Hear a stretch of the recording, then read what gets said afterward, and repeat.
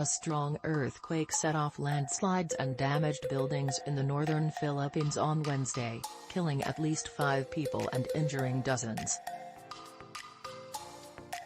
In the capital, hospital patients were evacuated and terrified people rushed outdoors.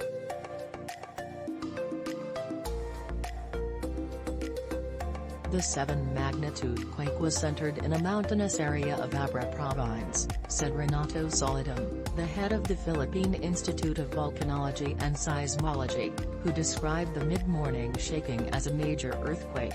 The ground shook like I was on a swing and the lights suddenly went out.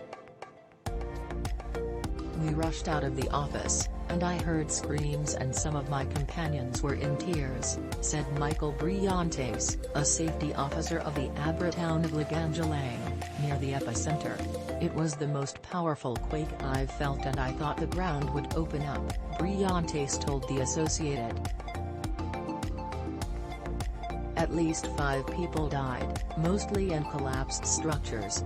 One villager died when hit by falling cement slabs in his house in Abra, where dozens of others were injured. In Benguet province, a worker was pinned to death after a small building that was under construction collapsed in the strawberry-growing mountain town of Trinidad. Hundreds of houses and buildings had cracked walls, including some that collapsed in Abra, where President Ferdinand Marcos Jr., who took office less than a month ago, planned to travel Thursday to meet victims and local officials.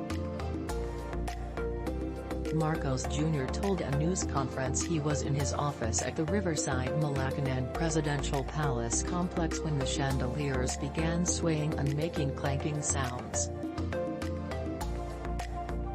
It was very strong, he said of the ground shaking.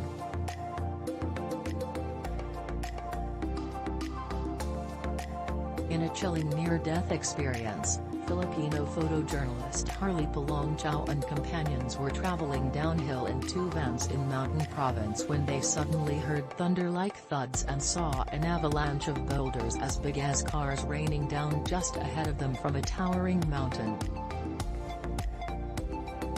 Amid screams of his companions in their van to back up, the 44-year-old father of 3 raised his camera in the front seat and snapped what he feared could be the final pictures of his life.